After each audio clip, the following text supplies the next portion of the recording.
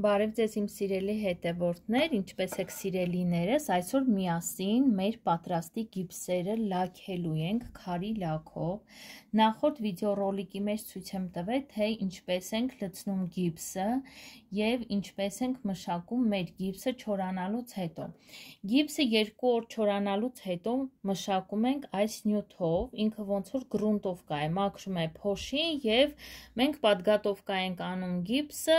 քարի լաքով լաքելու սիրելիներս, այս նյութով մշակելուց հետո անպայման 2-ից 3 օր թողնելու ենք չորանա, նոր հետո մշակելու ենք քարի լաքով, այսպես սիրելիներս, իսկ սա իմ մոտ քարի լաքն է, անցած վիդեոռոլիկի մեջ էլի ցույց եմ տվել եւ հիմա միասին լաքելու ենք, նայեք սա մեջտեղի հատվածը արդեն լաքել եմ լաքով, իսկ սա չլաքածն է, նայեք տարբերությունը։ Ինչ ենք անում սկզբից լաքել եմ ներսի հատվածը, կողքերը եւ թողել եմ չորանա, որպեսի ներքևի հատվածը լաքեմ։ Հիմա միասին կլաքենք մեր գիպսը, նայեք սիրելիներս, լաքը լցրել եմ հեստեսակի ամանի մեջ,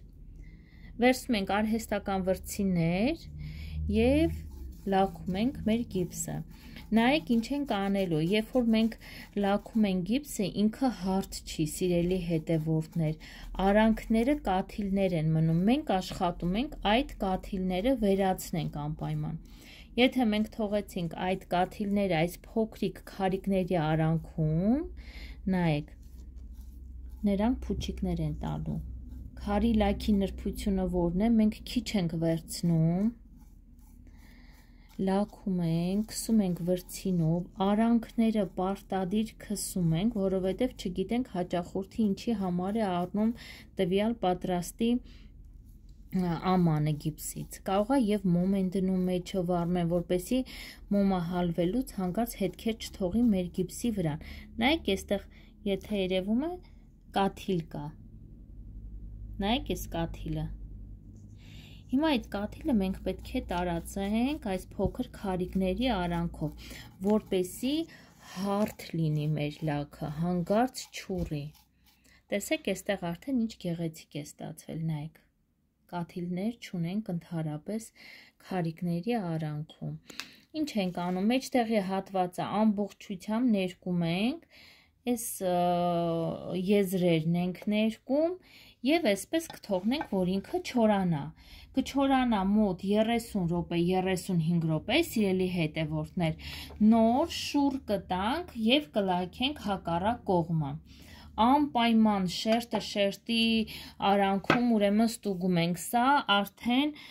25 րոպե կլինի, որ լաքել ենք, արդեն չորացել է։ Նայեք, արդեն չորացել է եւ փայլուն տեսք ունի։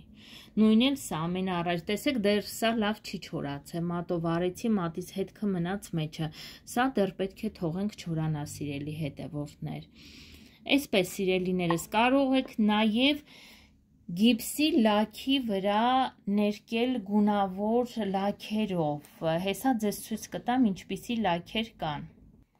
Նայեք սիրելի հետևորդներ, գոյություն ունեն այս տեսակի, իրանք ոնց որ կոչվում են ժիտկի ֆոլգաներ,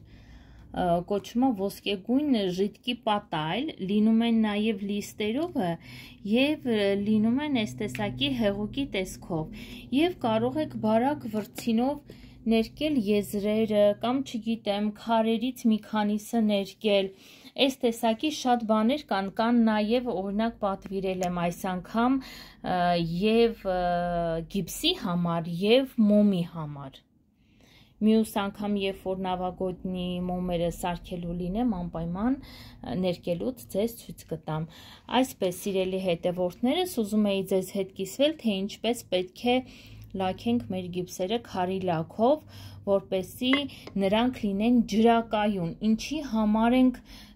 լաքում մեր գիպսերը, որպեսզի նրանք լինեն ջրակայուն։ Ունեմ այս տեսակի վազочкաներ եմ լցնում, նայեք, սա ռոզվի եմ արել, կոմպլեկտ եմ արել սրա հետ։ Եթե մենք այս վազочкան միջի հատվածը լավ չմշակենք մեր քարից լաքով, բնական է հեղուկը լցրեցինք, քաշելու է գիպսի մեջ եւ մի օր մեր գիպսը փչանալու է։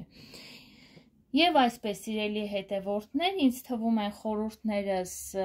օգնեցին ձեզ գիպսերով զբաղվելու համար, ես իմ ալիքում ունեմ նաև ուրիշ վիդեորոլիկ, ինչպես ենք գիպսի հետ աշխատում սիրելիներս, եւ այսքանով վերջացնեմ իմ այսօրվա վիդեոն, լավ եղեք, առողջ եղեք, բոլորիդ բարի օր եմ մաղթում, մինչ նոր հանդիպում։